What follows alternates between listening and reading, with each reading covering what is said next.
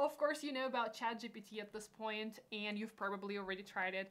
I've watched a few dozens of videos, researched Twitter, and Reddit and other resources, and figured out a few curious cases of how I can use it for my personal productivity and for fun, and I'm about to share them with you. So let's dive right in. From now on, I'm never going to be reading long articles and research papers myself. I'm going to be using ChatGPT to summarize them for me. Let me show you how I do it.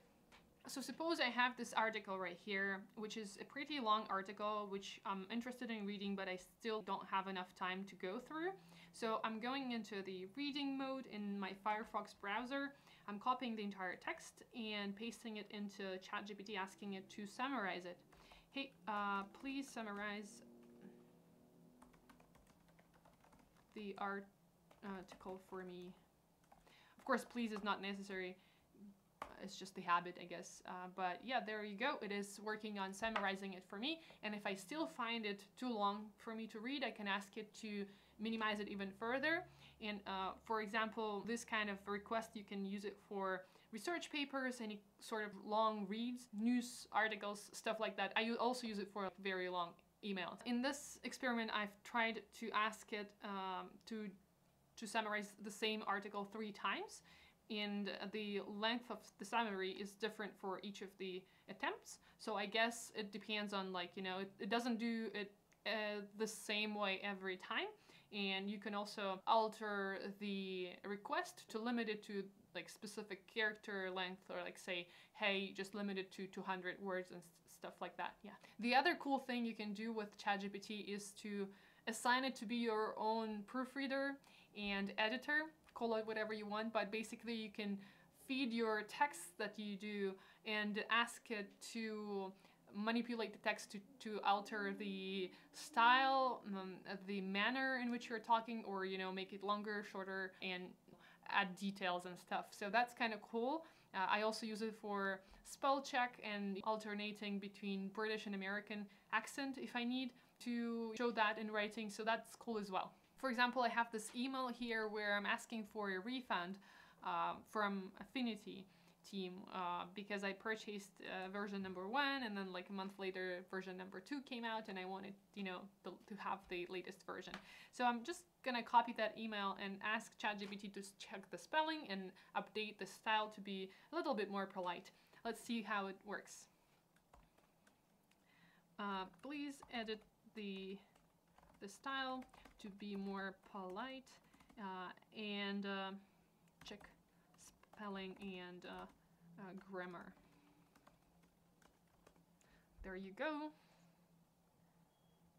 It's doing its job. It says, I hope this message finds you well. I recently purchased Affinity Designer First Edition about a month ago, and I have now noticed that the second version has been released. Okay, so it's making it a little bit more formal, where I'm using is out, and it is using wording like has been released, like a passive voice in here. So it's also changed the I absolutely love the app to I'm an avid fan of the work, blah blah blah. Just a month ago, and now the second version is already available. Well, that's kind of cool. Change this.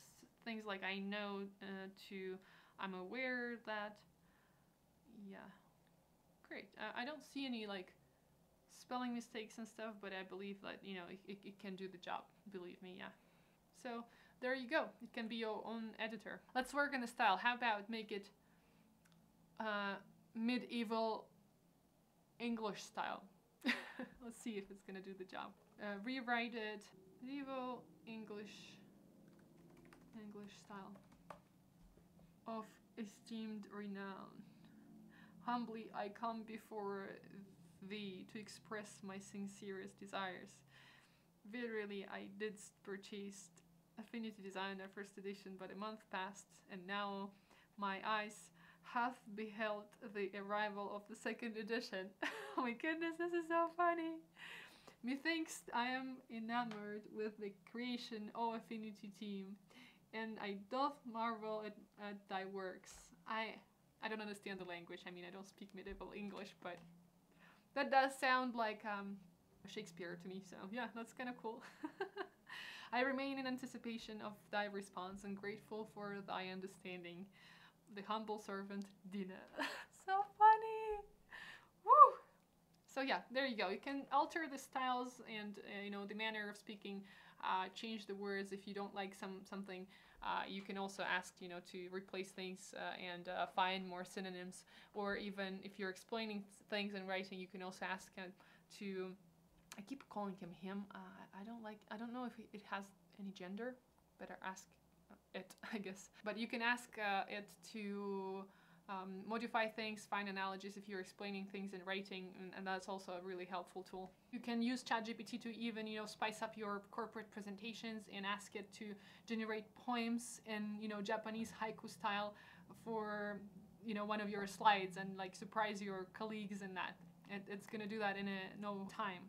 One other fun way of using ChatGPT is to use it as your assistant or your advocate in different disputes in writing. So for example, one of the people I follow on Twitter told his story of how his Coinbase account was blocked because he's a Russian passport holder, but rejected all of the proofs that he's actually a resident in Germany. What he did, he used ChatGPT to generate a legal claim, and he sent the results to their support, and immediately they gave him 3 days to withdraw all the money back. Wow, he says like it sounds like cyberpunk just happened to him, and I agree, that's like ridiculous. So that's definitely a really productive and efficient way of saving the time. Just use the tool to help you out to generate whatever claims and emails you need for this kind of tasks. This experience actually made the tedious task of doing the back and forth with the support, which usually drains your energy, into actually a fun and entertaining activity. So yeah, definitely use ChatGPT for those tedious tasks. Another similar example is like when you're an immigrant or an expat and you don't speak the local language really well, you can ask ChatGPT to help you out to generate a call script with possible scenarios and helpful words and phrases that you can use while speaking the language that you're not fluent at, so that you can have them at hand while you are actually talking on the phone. That's what this user on Twitter did. He actually explained that he's going to talk to the immigration lawyer and he needed to have all that information at hand, that he could explain his situation really well. In this case, he used German, but I asked ChatGPT itself what languages it speaks, and first it like refused and provided just a few, but then I insisted for it to give me an exhaustive list of languages that it speaks.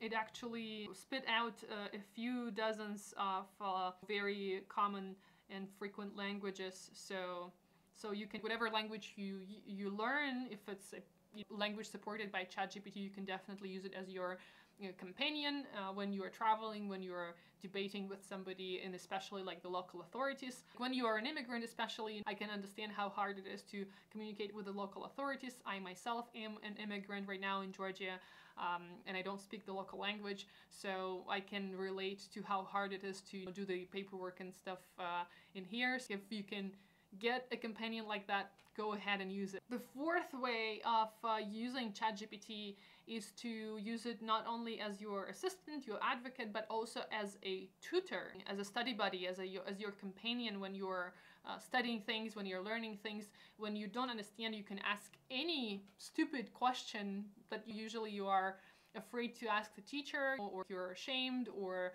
you're not confident in, if that's an appropriate question to ask, or like you don't understand something. So like ChatGPT with no judgment can actually explain things over and over to you, find different analogies so that you can finally understand it. Like you can ask it to explain, I don't know, physics through music, or art through physics, and like it can find different analogies to help you out in there. So for example, I don't understand nuclear fusion, what it is, but I've seen articles here and there about it, so I would like to understand what nuclear fusion is. And I want to ask ChatGPT to tell me, can you explain in simple terms and analogies what nuclear fusion is? Nuclear fusion is.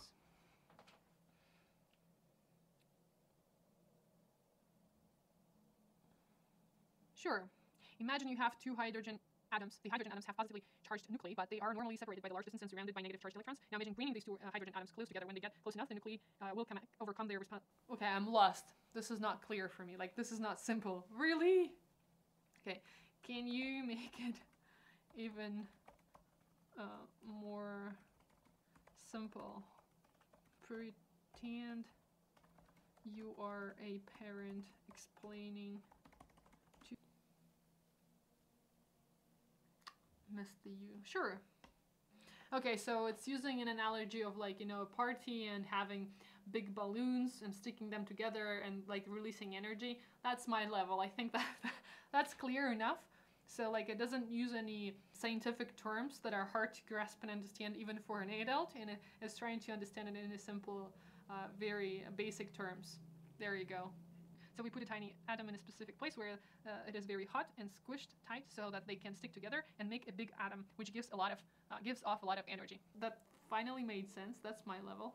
Besides being a companion, you can also ask ChatGPT to pretend to be your professor and practice exam questions or test questions that you can have. You can feed it with the chapter from the book that you are studying and ask it to come up with the few questions that you can answer to check the understanding of the chapter. Or for example, if you're preparing for an interview, a job interview, you can ask ChatGPT to be an interviewer and ask questions about the job that you're applying for. And a way to take it to another level would be, you know, put up a camera and hit record button and record yourself as you answer those questions, replay that video and see how confident you feel, you look, you sound, and then alter that depending on whether you like it or not. And what I love about ChatGPT is that you can do this over and over again. You can ask it as many questions as you want. There's no judgment, there's no shame in this. You can iterate as many times as you want to until you finally understand the topic. There are other hacks in using ChatGPT for speeding up your learning process, and I would recommend you check out this video by Bree Builds channel, where she's talking about her 5 ways to become a speed learner with ChatGPT. And I think you can find that valuable if you're interested in that topic. You can use ChatGPT as your study companion for almost anything, I believe. And one particular sphere that I'm interested in is learning foreign languages. And I was amazed by how many different ways you can use ChatGPT when you are learning a particular foreign language. For example, check out this video by Hidar from Accent's Way channel. She goes all in and, you know, just talks about the foreign languages part and how you can use ChatGPT for different aspects of learning a foreign language, you know, grammar, spelling, all that stuff. What I noted down for myself from that video was using ChatGPT to provide you with specific examples of, you know, either grammar constructions, tenses, or words or phrases to actually give you sentences in, like, using a particular tense, for example, but in your context. My major problem when I'm learning foreign languages is motivation. When, for example, when I'm not interested talking about, say, having pets or cats and things like that, I would love to talk about more complex topics. And usually when you are a beginner, teachers give you very general workbooks and sentences, and you're talking about the house, the appliances, road trips and stuff like that, your family. I'm not really interested in, you know, talking about that stuff. For example, if I'm a proficient language learner, I would like to talk about specific things that I'm learning the language for. So for example, if I'm a scientist, I would like to have sentences that talk about science, in particular atoms, I don't know, molecular and stuff like that. And you can actually ask ChatGPT to generate sentences with that context, with that vocabulary for your particular case. You can customize it to your particular needs. Skip that home appliances and pets stage. Don't worry about that. Just learn the vocabulary and the grammar constructions that you need. Let me give you an example here. So if you are, say, a UX designer and you want to improve your language skills, you can ask ChatGPT to actually generate sentences with examples from your particular industry. So let's say, hey, can you generate 5 sentences about UX design process using the, let's say, present perfect tense. There you go. It's using the present perfect tense. and it's using the UX design specifics and context. Finally, I mean, like, I'm really sick of those books where you have to fill out things that are not related. You probably like won't be able to use things about house appliances and cats in your stand-ups at work. I mean, maybe it's a small talk only, but they're not going to make you better at your job. So finally, yeah, like you can actually customize the learning process to reading specifically the things that you are interested in and not just rely on the teacher to provide it. I used to teach English as a foreign language to school kids and groups offline before I broke into tech. And I believe ChatGPT can take your teaching process to a whole nother level, because previously for me it was really hard to find specific articles and topics and films and material that students would, like the entire group would be interested in, and it was hard to keep teenagers engaged. So I think with ChatGPT you can use specific vocabulary and grammar structures to generate personalized text per student using the topics that they like, the ideas that they share and stuff like that, but still use the same vocabulary of the class that you are teaching. I think that's mind-blowing. I mean, that truly is an innovation that can make teaching and learning much more fun than it used to be. Fun is something that goes through the entire video. I didn't realize that. Fun? But another fun way of using ChatGPT is to actually use it for fun. If you are playing, say, D&D, Dungeons and Dragons, and like if you're leading it, you can use it to generate the environment, the characters, the creatures, the magic spells and stuff like that. And it can even help you out to craft the storyline for your games. I mean, there is literally a video about that. Somebody has already done that. So if you're doing anything fun like that, Google that. For sure there's a video of somebody already doing it and you can recreate it and make your fun even more fun. One of the things I recently got interested in is improv playing. I started watching a lot of improv, and I think, I haven't found a video about that yet, so somebody has to do it. Maybe that's gonna be me. But you can ask ChatGPT to generate some ideas for the next improv game, and that would be super fun if somebody could also use those ideas and actually record real people, groups of people playing them out on stage. That would be super awesome. One of the other things I think would be really, really fun to do with ChatGPT is to play a text-based adventure game with it. Like, I mean, actually to ask it to act like one and style it with some sort of like a universe. I don't know, like a Hobbit universe or any other universe, and see how it works. Would it be able to navigate me through Hogwarts Castle or things like that? Anyway, I hope this was fun and helpful. Let me know down in the comments below which one of the tips was your favorite, which one you're gonna try and take away, and I'll see you in my next videos. Bye!